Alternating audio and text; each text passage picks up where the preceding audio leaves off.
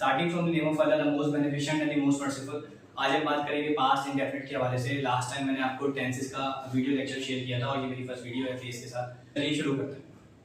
तो today we are talking about past indefinite. देखिए past indefinite के अंदर सबसे पहले तो मैं आपको एक बात बताऊं, जो आपने इससे पहले फॉर्मूला पढ़ा होगा कि आप हर टेंस को अकॉर्डिंग टू फॉर्मूला पढ़ते हैं। तो फॉर्मूला भी अच्छी चीज है, आप उसके थ्रू भी चल सकते हैं, लेकिन अगर आप थोड़ा डिफरेंट करना चाहें तो आप फॉर्मूले से बचने के लिए आप एक ये मेथड अप्लाई कर सकते हैं। मतलब आपने कोई सा भी सेंटेंस किसी टेंस से रिलेटेड अगर बनाना है, जैसे पास्ट कंटीन्यूअस बनाना है या पास्ट परफेक्ट बनाना है या फ्यूचर परफेक्ट बनाना है, तो आप इस तरह से बना सकते हैं कि आपको उसका हेल्पिंग वर्ब और उसकी फॉर्म ऑफ वर्ब पता होनी चाहिए। हेल्पिंग वर्ब और फॉर्म ऑफ वर्ब, अगर आपको किसी भी टेंस की हेल्पिंग वर्ब और फॉर्म ऑफ वर्ब पता है, ठीक है, तो आप इजीली उस टेंस को बना पाओगे। देखो कैसे। अब हम बात करते हैं अगर पास्ट इंडेफिनिट की, तो सबसे पहले हम स्टार्ट कर रहे हैं इससे कि पास्ट इंडेफिनिट के अंदर हेल्प फॉर्म ऑफ वर्ब कौन सी यूज होती है। यहां लिखा है मैंने FOV।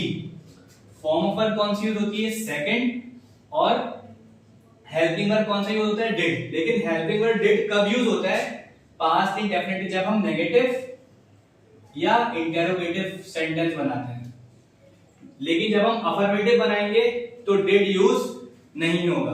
पास्ट इंडेफिनिट की दो चीजें हैं, अगर हम इसे ध्यान में रखें। जैसे ही हम देखते हैं कि हमें पास्ट इंडेफिनिट से रिलेटेड सेंटेंस बनाना है, अगर हम देखते हैं कि हमें पास्ट इंडेफिनिट से रिलेटेड सेंटेंस बनाना है, तो हमें दो चीजें ध्यान में रखनी है, एक फॉर्म ऑफ वर्ब और दूसरा हेल्पिंग वर्ब। अगर हम देखते हैं कि हमें किसी भी टेंस से रिलेटेड सेंटेंस को क्रिएट करना है, तो हमें दो चीजें देखनी है। Number 1 form of verb and the second one is helping verb. तो अगर हम बात करें पास्ट इंडेफिनिट की, तो पास्ट इंडेफिनिट के अंदर जो आपका हेल्पिंग वर्ब होता है, वो हेल्पिंग वर्ब कब इस्तेमाल होता है, नेगेटिव और इंटरोगेटिव सेंटेंस जब आप बना रहे होते हो।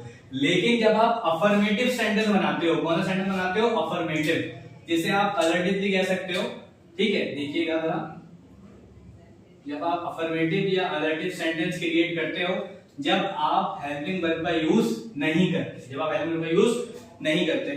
अभी हमने सिर्फ बात करी पास्ट इंडेफिनिट को, हमने स्टार्ट करा और हमने कहा पास्ट इंडेफिनिट के अंदर जब भी हम उससे रिलेटेड सेंटेंस बनाएंगे तो उसमें फॉर्म ऑफ वर्ब कौन सी यूज करेंगे, सेकंड, और हेल्पिंग वर्ब कौन सा यूज होगा, डिड। सबके साथ, फर्स्ट पर्सन के साथ भी, थर्ड पर्सन के साथ भी और सेकंड पर्सन के साथ भी। अब सवाल ये पैदा होता है कि पास्ट इंडेफिनिट की डेफिनेशन क्या है, ठीक है, व्हाट इज पास्ट इंडेफिनिट, और इसकी आइडेंटिफिकेशन क्या है, मतलब हम इसे कहां-कहां यूज कर सकते हैं। पहले हम इसकी इंग्लिश वाली आइडेंटिफिकेशन को डिस्कस कर लेते हैं, उसके बाद फिर हम इसे उर्दू में देख लेंगे कि उर्दू में अगर हम देखें कोई जुमला, तो वो हम कैसे पहचानेंगे कि ये पास्ट इंडेफिनिट का है, पास्ट कंटीन्यूअस का है, फ्यूचर परफेक्ट का है, पास्ट परफेक्ट कंटीन्यूअस का है। तो ये दोनों चीजें हम इंशाल्लाह इस तरीके से देखते हैं। चलिए और कुछ मजीद स्टार्ट करते हैं, ठीक है। तो हमारे पास, तो चलिए अब इसकी डेफिनेशन को स्टडी करते हैं अकॉर्डिंग टू गूगल। इसकी डेफिनेशन को देखते हैं, उसके बाद मेरी छोटी सी डेफिनेशन है वो मैंने बनाई है, उसको भी आप इजीली देख सकेंगे, ठीक है। तो देखिएगा इसकी डेफिनेशन क्या है। टू रेफर टू एक्शन से ताल्लुक होता है, रेफर करता है किसको, एक्शन को, that happened in the past, जो माजी में वाक़या हुआ, जो माजी में हुआ हो, एंड आर फिनिश, जो फिनिश भी हो गया हो और कंप्लीटेड भी हो। लेकिन देखिए फिनिश भी ना दो तरीके का होता है। एक होता है कल हम पिकनिक पर गए और हम पिकनिक पर जा चुके थे, लेकिन अगर हमें ऐसे बोल रहे हैं कि हम पिकनिक पर गए, हम स्कूल गए, मैंने किताब खरीदी, ये काम भी कंप्लीट हो चुका है, लेकिन कंप्लीटली कंप्लीट वाला वो परफेक्ट होगा। ये वाला जो है वो हमारा सिर्फ फिनिश हुआ होता है और कंप्लीट हुआ होता है। तो इसमें थोड़ा सा पास्ट परफेक्ट में और पास्ट इंडेफिनिट में ये चीज आपको ध्यान में रखनी है कि अगर आप ऐसे बोलोगे मैं क्रिकेट खेल चुका था, जो काम पूरे तरीके से कंप्लीट हो गया था, वो आप कहलाता है, वो आपका कहलाता है पास्ट परफेक्ट। इसमें क्या है, ये कैसे कंप्लीट होता है, आप ऐसे बोल सकते हो उसको, मैं पिकनिक पर गया था, कल मैंने क्रिकेट खेला, मैंने किताब पढ़ी। इस तरह के सेंटेंस आप जो बोलोगे, जो एक्शन आप कंप्लीट करोगे माजी के अंदर, उनका ताल्लुक होगा किससे, पास्ट इंडेफिनिट से। आप इसकी छोटी डेफिनेशन याद रखने के लिए ये भी कह सकते हो, सेकंड डेफिनेशन इसकी, an action that happened, an action that happened in the past, माजी में कोई एक्शन क्या हुआ हो, वाक़या हुआ हो, माजी में कोई काम हुआ हो। एक्शन एक्ट से निकला और एक्ट का मतलब अमल होता है और अमल काम को कहते हैं, ठीक है। तो माजी में कोई भी काम आपने किया और उसकी आइडेंटिफिकेशन क्या है, अब इसकी आइडेंटिफिकेशन को डिस्कस कर लेते हैं। तो देखिए इसकी आइडेंटिफिकेशन क्या है। जब भी आप अगर किसी को ऐसे भी बताओगे ना, मैं क्रिकेट खेला करता था, जब मैं छोटा था तो मैं तेज भागा करता था, मतलब अपनी माजी की आदतों को जब आप एक्सप्रेस करोगे, तो भी आप पास्ट इंडेफिनिट का सहारा ले सकते हो। मैं किताब पढ़ा करता था, मैं स्कूल जाया करता था। अगर आप अभी हाल में बताते हो तो वो प्रेजेंट इंडेफिनिट होते हैं, मतलब अपनी हैबिट्स को जब आप एक्सप्रेस करोगे हाल के अंदर जो भी चल रहा है, जैसे मैं स्कूल जाता हूँ, मैं किताब पढ़ता हूँ, तो ये प्रेजेंट इंडेफिनिट है। लेकिन क्योंकि हम अभी पास्ट इंडेफिनिट पढ़ रहे हैं, लेकिन मैं बीच बीच में दूसरा टेंस का तस्करा इसलिए कर रहा हूँ कि ये थोड़ा सा टेक्निकल है, तो इसलिए आपको समझ में आ जाए और जो आपका डिफरेंस है ना दूसरे टेंस में और इसमें क्या डिफरेंस है वो आपका वाज़ेह हो जाए इस वजह से। ठीक है, तो हमने क्या करा, हमने बोला जब भी हम कोई टेंस पढ़ते हैं तो हम क्या करते हैं, हम दो चीजें ध्यान में रखते हैं। ठीक है, पहली उसकी फॉर्म ऑफ वर्ब और दूसरा उसका हेल्पिंग वर्ब, कि अगर इस सेंटेंस इस टेंस से रिलेटेड अगर हमें कोई सेंटेंस बनाना हो तो हमें दो चीजें ध्यान में रखनी, कौन सी, फॉर्म ऑफ वर्ब और हेल्पिंग वर्ब। उसके बाद इसकी डेफिनेशन को देखा, to refer to action that happened in the past and are finished and completed, मतलब ऐसा काम, ऐसा एक्शन जो माजी में कंप्लीट हुआ हो या फिनिश हुआ हो। लेकिन कैसे हुआ हो, मैंने आपको बात बताई, एक एक्शन ऐसे कंप्लीट होता है कि मैं खाना खा चुका था, मैं पानी पी चुका था, ये पास्ट इंडेफिनिट नहीं है। ये कौन सा है, ये पास्ट परफेक्ट है। ठीक है, जो कंप्लीटली कंप्लीट हो गया माजी के अंदर। ये वाले कौन से एक्शन को एक्सप्रेस करेगा, मैंने किताब पढ़ी, तुमने पानी पिया, मैं स्कूल गया, मैंने अपने दोस्त की तारीफ की, मैंने मोबाइल चलाया, मैंने कंप्यूटर चलाया, मैंने गेम खेला, मैंने बाइक चलाई। इस तरह के सेंटेंस जितने भी होंगे जो कंटिन्यू नहीं होंगे और जो पूरे तरीके से कंप्लीट नहीं होंगे वो कहलाएंगे पास्ट परफेक्ट। ठीक है, जैसे मैं किताब पढ़ चुका था, अब ये कि पूरा कंप्लीट हो गया, जैसे ही मैंने किताब पढ़ी लाइट चली गई, जैसे ही मैंने खाना खाया तो मेरा दोस्त आ गया, तो ये कंप्लीट भी है लेकिन कंप्लीटली कंप्लीट नहीं है। क्लियर हो रही है बात? तो इस तरह से जब भी आप पास्ट इंडेफिनिट बनाओगे तो आप पास्ट इंडेफिनिट के अंदर इन चीजों को देख सकते हो। आपने इनकी हैबिट्स को देखा कि हैबिट्स में क्या क्या है, कि अगर आपने अपनी माजी की आदतों को बताना, ठीक है, आइडेंटिफिकेशन क्या है, आपने अपनी माजी की हैबिट्स बतानी हो तो आप इस्तेमाल कर सकते हो पास्ट इंडेफिनिट को।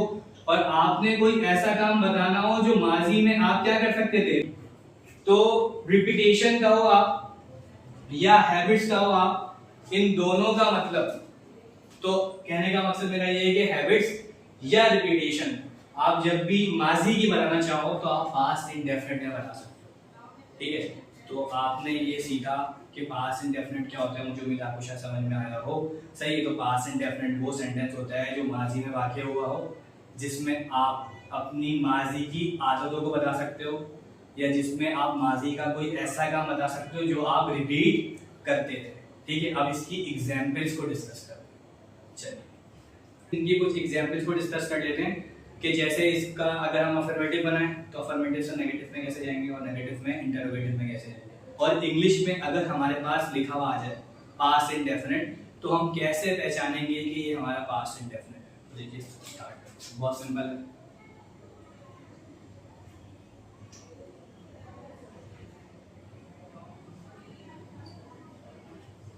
फॉर एग्जाम्पल पहला है I admired my friend, I admired my friend, मैंने अपने दोस्त की तारीफ की। ये कौन सा सेंटेंस है, कौन सी कैटेगरी का है, ये असर्टिव है। और असर्टिव में ये टेंस कौन सा है, ये टेंस पास्ट इंडेफिनिट है। मैंने कैसे आइडेंटिफाई करा कि ये पास्ट इंडेफिनिट है, देखें सब्जेक्ट होता है हमारा एक, ये हमारी बेसिक्स है, ये आपको पता होनी चाहिए। देखें क्योंकि subject doer of an action और ऑब्जेक्ट क्या होता है, रिसीवर ऑफ एन एक्शन। मैं हल्का सा आपको रिकैप दे रहा हूं, तो सब्जेक्ट क्या होता है, डूअर ऑफ एन एक्शन, काम करने वाला, और ऑब्जेक्ट क्या होता है, रिसीवर ऑफ एन एक्शन। मैंने तारीफ की, मैं काम करने वाला हूं, तारीफ कर रहा हूं, किसकी की, अपने दोस्त की। फिर मुझे एकदम पता लगा यार ये तो तारीफ के काबिल ही नहीं है। अगर अब मैं इसका अगर नेगेटिव बनाऊंगा तो ये नेगेटिव सेंटेंस है, मैंने अपने दोस्त की तारीफ नहीं की, तो कैसे करूंगा जरा देखिए। अब ये पास्ट इंडेफिनिट है और आपको मैंने बात बताई, जब भी हम पास्ट इंडेफिनिट का नेगेटिव बनाएंगे तो हम डिड नॉट यूज करेंगे। क्या यूज करेंगे, डिड नॉट। देखो कैसे, मैं लिखूंगा I did not admire. Sir अभी आपने बोला पास्ट इंडेफिनिट में सेकंड फॉर्म आती है जब आप उसका कौन सा सेंटेंस बनाते हो, अफर्मेटिव। लेकिन जब आप उसका नेगेटिव सेंटेंस बनाओगे तो आप उसमें डिड नॉट यूज करोगे। जब आप इसका नेगेटिव बनाओगे तो आप इसमें क्या यूज करोगे, डिड नॉट। और डिड नॉट डू जो है वो फर्स्ट फॉर्म है और डिड जो है वो डू की सेकंड फॉर्म है।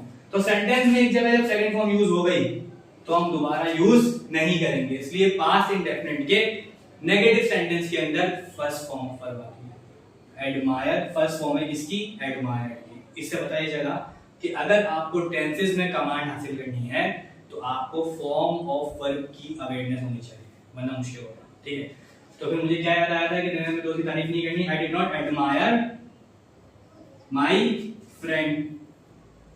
फिर मैं बोल रहा हूँ कि यार चलो कर देता हूँ, अपने आपसे सवाल पूछ रहा हूँ, क्या मैंने अपने दोस्त की तारीफ की, मैंने नहीं की या नहीं की, क्या है, डबल पॉइंट हो रहा हूँ। ठीक है, तो अब मैं उसका इंटरोगेटिव अपने आप से सवाल कर रहा हूँ, क्या मैंने अपने दोस्त की तारीफ की या किसी से सवाल कर रहा हूँ, मैंने क्यों कर दी थी, गलती तो नहीं कर दी थी। ठीक है, तो मैंने बोला क्या मैंने अपने दोस्त की तारीफ की। जब मैं ऐसे बोलूंगा, देखो जब भी मैं इन जुमलों का यूज करूंगा, दिमाग लगाना, मैंने किताब पढ़ी, मैंने पानी पिया, मैंने कंप्यूटर चलाया, मैंने कुरान पढ़ा, मैंने नमाज पढ़ी, इस तरह से मैंने रोजा रखा, इस तरह के जितने भी सेंटेंस आप माजी में क्रिएट करोगे उन सब का ताल्लुक होगा किससे, पास्ट इंडेफिनिट से, क्योंकि ना वो कंटिन्यू होंगे।